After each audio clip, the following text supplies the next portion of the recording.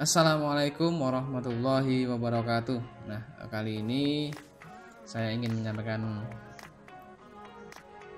beberapa hal, yaitu terkait dengan cara meningkatkan semangat dalam belajar. Tapi sebelum itu, kita harus mengenali dulu kesulitan belajar terhadap dalam diri kita.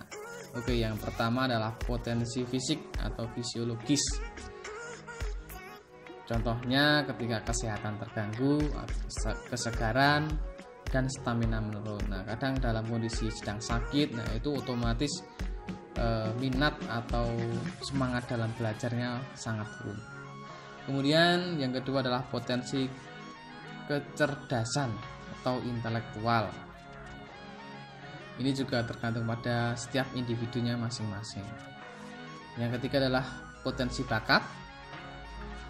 Kemudian potensi minat atau hobi atau kesukaan. Nah, ini contohnya adalah lemahnya minat terhadap salah satu atau beberapa materi pelajaran. Contohnya ketika sedang menghadapi satu pelajaran yang sangat sulit. Nah, kalau kadang ada orang yang malas menghitung atau sudah tumpul, maksudnya sudah tidak susah lah dalam berhitung-hitungan. Nah, itu ketika mau ketemu pelajaran matematika dia sudah minatnya itu sudah sangat hilang. Kemudian potensi kreativitas. Ini adalah kurang kreatif dalam bertanya, menulis, menghafal dan lainnya. Yang selanjutnya adalah potensi emosional negatif tak terkendali seperti jengkel, kecewa, benci, berprasangka buruk, marah dan lain sebagainya. Kemudian adversity quotient atau daya juang. Ini adalah langsung menyerah, tidak berdaya ketika menghadapi kesulitan dan penderitaan. Jadi ketika bertemu dengan pelajaran yang sangat sulit, dia tidak berjuang untuk ingin tahu atau ingin memperbaikinya lagi, tapi dia langsung menyerah. Kemudian yang terakhir adalah potensi karakter atau kepribadian personality. Yang selanjutnya adalah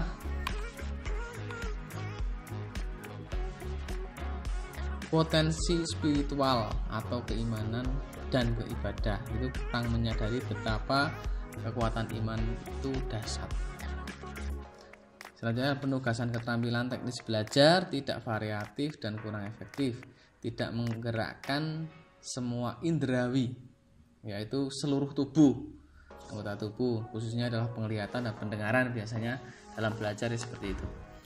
Selanjutnya metode belajar. Metode belajarnya itu tidak variatif dan kurang efektif. Jadi hanya monoton. Selanjutnya manajemen belajar, kurang skala prioritas antara belajar, PR, ekstrakurikuler, bermain dan atau rekreasi, kurang komitmen jadwal belajar atau manajemen waktu. Nah, bagaimana cara kita untuk membangkitkan semangat belajar? Ayo kita langsung saja.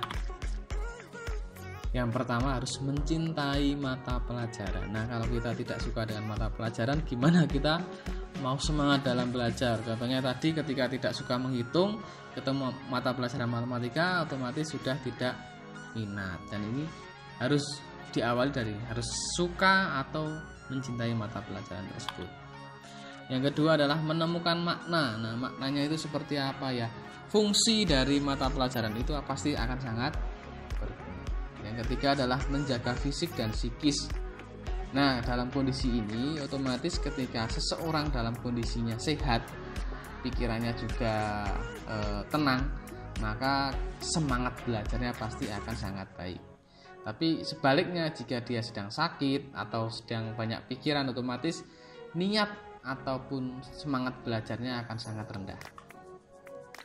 Yang keempat adalah menciptakan suasana aman dan nyaman. Ya, otomatis dalam kondisi kalau belajar pasti harus di tempat yang sangat nyaman dan kondisinya juga harus aman. Yang kelima adalah canangkan target kecil dan beri selamat kepada diri kamu ketika target itu tercapai. Ya, setidaknya kita harus memberi semangat untuk diri sendiri lah. Jadi ketika kita memperoleh sesuatu yang baik atau target kita tercapai, kita harus memberikan selamat kepada diri kita sendiri. dan itu harus ada targetnya sedikit. Nah, kemudian pilih waktu yang terbaik. Nah, dalam belajar ini rata-rata ketika ingin belajar itu harus menyesuaikan waktunya. Jadi ketika Anda belajar tapi waktunya tidak pas, contohnya ketika Anda ngantuk, nah Anda digunakan untuk belajar, maka itu juga tidak pas, karena otomatis apa yang Anda pelajari tidak sepenuhnya bisa masuk. Tetaplah aktif, bikin catatan, garis bawahi, warnai, gambar diagram, uji diri dengan pertanyaan. Nah, ini pilihlah beberapa hal yang penting dan itu bisa Anda terapkan. Gunakan cantolan memori. Nah, ini ya bisa digunakan lah. Yang jelas memori ini adalah beberapa hal yang penting yang seperti nomor 7 tadi, itu harus digunakan sesuai dengan apa yang sekiranya Anda penting. Yang 9, menghindari pikiran kecil yang mengganggu. Nah, apalagi kaula muda sekarang ya, anak-anak zaman sekarang itu yang sering mengganggu adalah lawan jenis. Nah, ini biasanya ketika orang yang berada dalam suatu hubungan asmara menyukai lawan jenis, maka ini biasanya akan sangat mengganggu. Jika Anda siap belajar, maka Anda harus bersih dari pikiran yang mengganggu. Nah, ini ya nomor 9 sama. Yang jelas apapun yang Anda pikirkan harus selalu jelas yang itu harus berpikir positif dulu dan jangan sampai pikiran-pikiran yang lain mengganggu. Alat tulis, buku yang mendukung tersedia dan tersimpan rapi, ya jelas. Banyak orang membuang waktu yang berharga untuk mencari alat tulis. Oh, ini masih sangat berhubungan. Relaksasi untuk menghindarkan kejenuhan. Nah, ini harus ketika Anda belajar kok sudah jenuh, Anda harus berrelaksasi dulu. Bagaimana caranya supaya Anda tidak jenuh? Jika Anda mulai jenuh, upayakan gerakan relaksasi cukupnya, masih berhubungan. Kemudian ruang belajar terang dan cukup oksigen. Wah, kurang N nih ya. Nah, ini harus jelas itu, kalau kurang oksigen nanti Anda sesak napas. 6 adalah selanjutnya perhatikan pencahayaan, jelas otomatis perlu berlatih konsentrasi. Nah, konsentrasi itu penting dalam hal apapun, itu sangat penting ya. Berlatih dan berlatihlah memusatkan perhatian ketika belajar, masih berhubungan dengan konsentrasi. Perlu belajar dengan kata mutiara orang sukses. Nah, ini kata-kata mutiara ini ya biasanya sangat membangkitkan.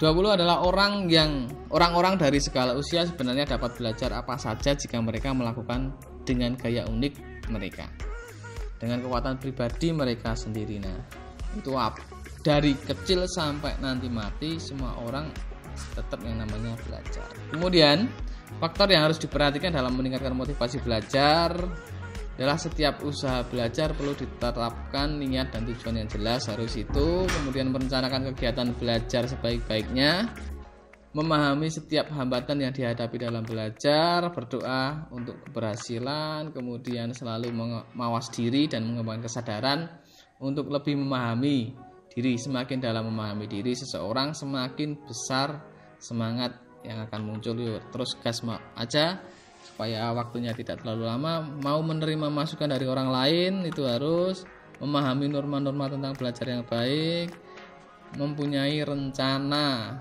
masa depan. Yuk, langsung usaha meningkatkan. Pertama, nah ini adalah akademis, hasil ulangan yang diperoleh sudah tuntas dan lulus.